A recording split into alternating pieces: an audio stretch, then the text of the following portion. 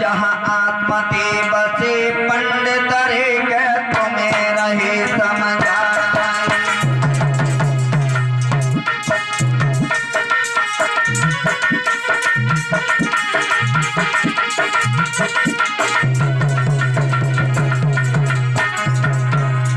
बहुत अच्छे ब्राह्मण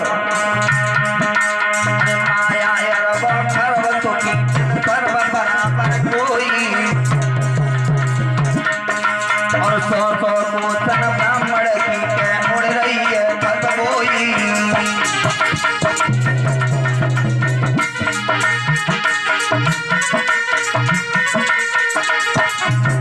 बहुत अच्छे ब्राह्मण, किसी चीज की कमी नहीं, घर में सब कुछ है, धन दौलत है। और इनकी जो पत्नी है, क्या नाम है बताया? सौंदर्य नाम की नारी थी, पेट को प्राण न प्यारी थी रे।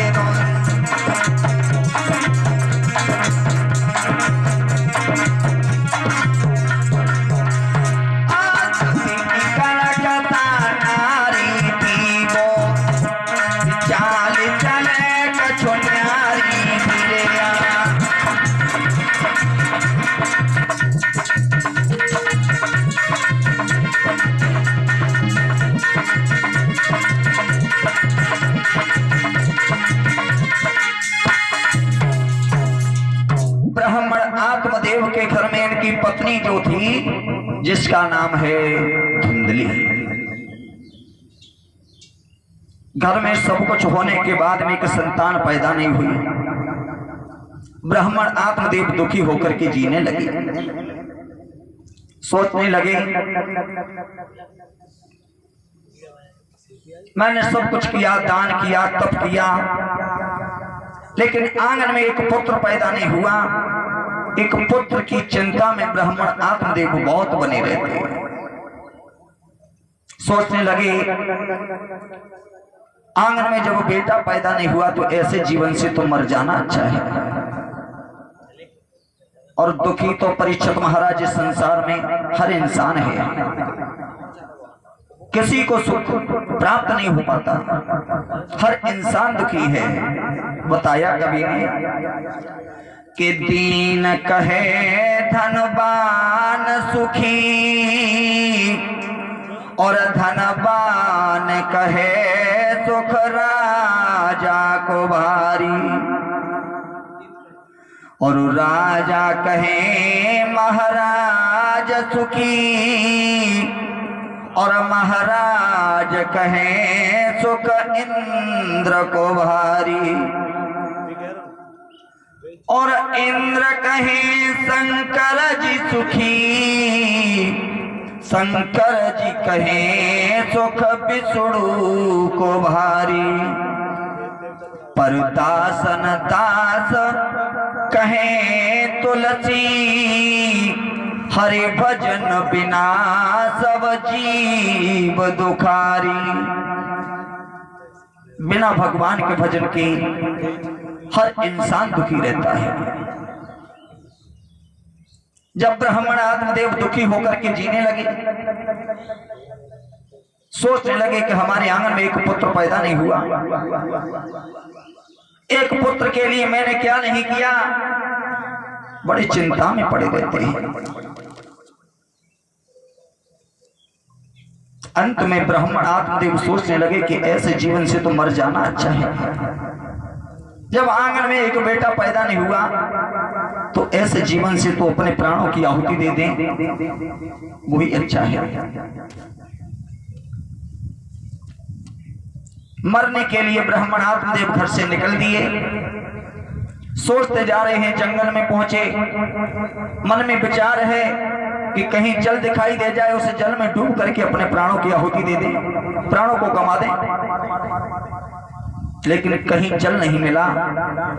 अंत में ब्राह्मण आत्मदेव ने क्या किया, आगे बढ़ते जा रहे हैं, सामने से एक महात्मा जी का आगमन हुआ और जैसे ही संत को देखा है संत ने पूछा, कहिए ब्राह्मण कहाँ जा रहे हो? जवाब दिया, प्रभु आप जगह जगह भ्रमण करने वाले हो और जगह जगह भ्रमण करने के बाद में संतों को तो ये पूरा मालूम है, हर किसी के भविष्य के बारे में पता होता है, और तुम अज्ञानियों की तरह हमें पूछ रहे हो।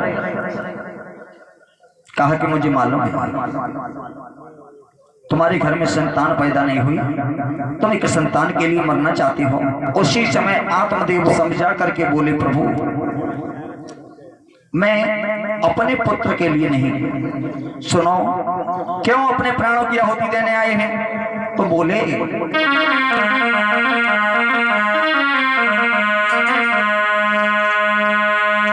जीवन की सांस चुक रही है और मौत भी सामने झूली है।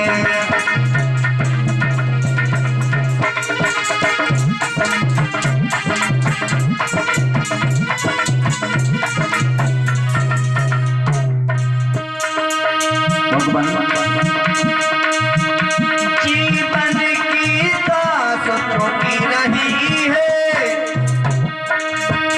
मौत भी सामने झूली है। जीवन की डाली सूखी जली पर जीवन आसन भूली है।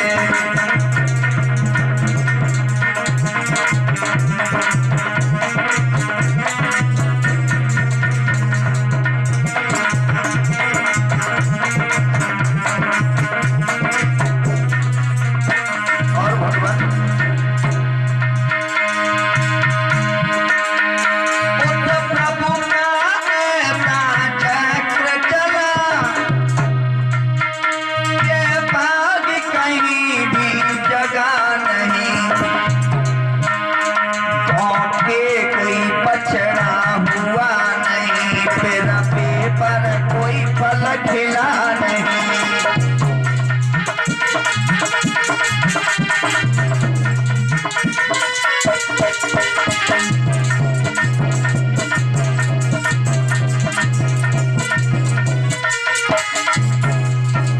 जवाब दिया कि हमारे आंगन में कोई पुत्र पैदा नहीं होगा।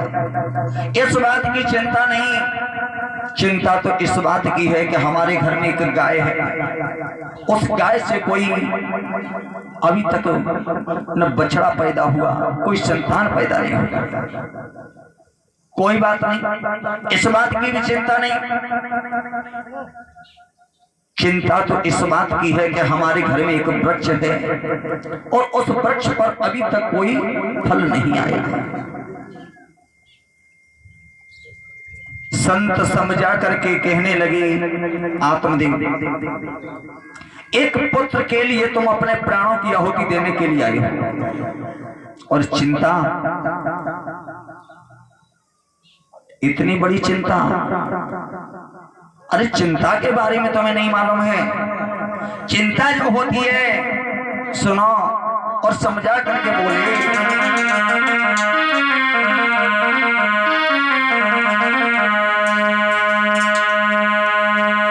कि ये चिंता बड़ी चिता से है ब्रह्मण, और नर को निर्जीव बनाती है।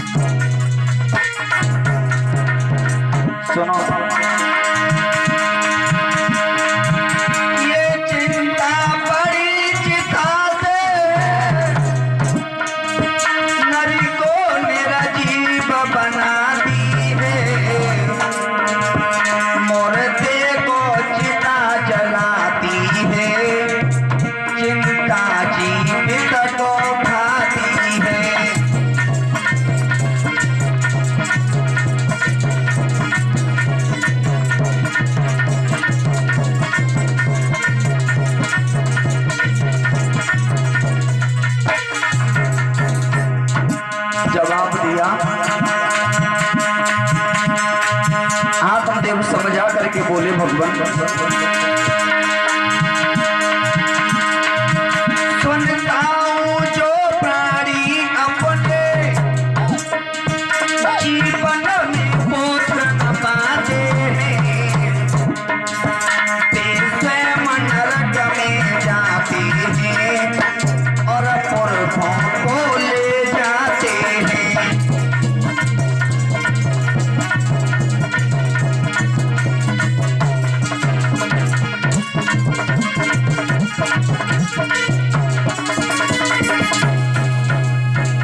उसी समय बोले हैं कि प्रभु मैंने तो यहाँ तक सुना है कि जिस आंगन में पुत्र पैदा नहीं होता वो स्वयं तो नरक में जाता ही है, लेकिन साथ ही साथ अपने पूर्वजों को भी ले जाता है।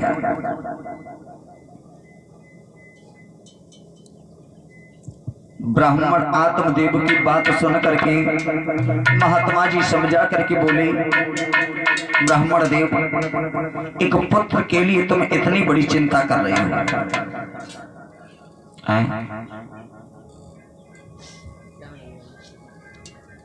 एक पुत्र की खातिर इतनी बड़ी चिंता में पड़े हो, तुम्हें एक बात नहीं मालूम?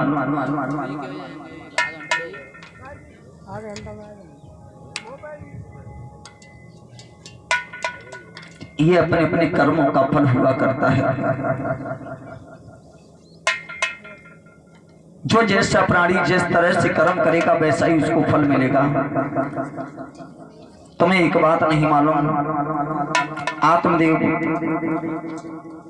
कि यह तो कर्मों की खेती है और जो बोएगा सो पाएगा, और कर्मों से मुक्ति दिलाने में बेटा क्या साथ निभाएगा।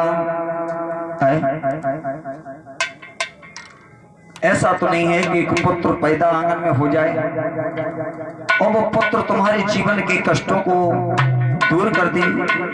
अगर तुम्हारे जीवन में कष्ट है तो बेटा तुम्हारा साथ नहीं निभा सकता। आत्मदेव कहने लगे भगवान, तो हम इस तरह से जीवित आंगन में नहीं लौट करके जाएंगे। जवाब दिया, अगर तुम मरना ही चाहते हो तो हमारी एक बात सुनो आत्मदेव। झोली से एक फल निकाला और फल निकाल करके आत्मदेव को दिया और जवाब दिया कि ये फल ले जा करके तुम अपनी पत्नी को खिला देना, तो तुम्हारे आंगन में एक पुत्र पैदा होगा और ऐसा बेटा होगा कि जब तक ये धरती आकाश रहेगा लोग तुम्हारे बच्चे का गुणानुवाद करेंगे।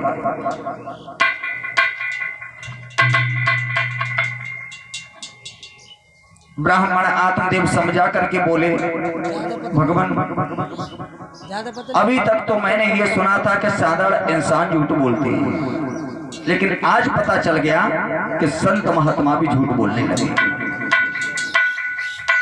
कैसे? महात्मा जी समझा करके बोले आत्मदेव,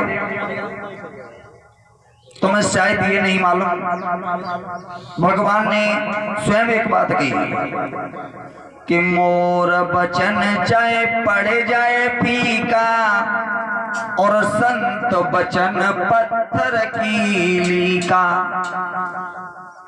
मेरा वचन झूठा हो सकता है लेकिन संत का वचन कभी झूठ नहीं होता। तुम ये फल ले जाओ,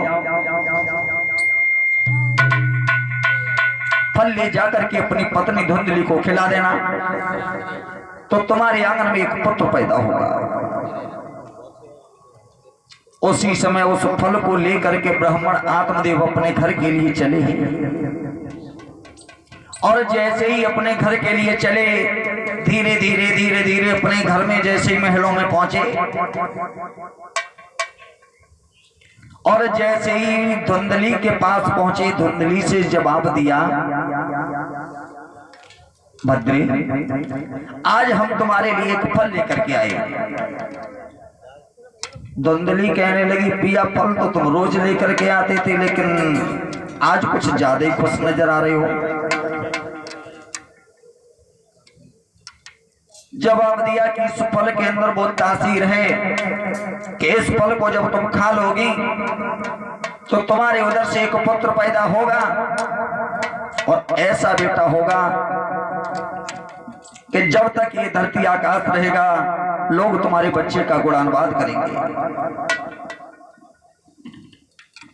उसी समय जैसे ही इतनी बात कही, धुंधली ने वो फल लेकर के अपनी झोली में रख लिया।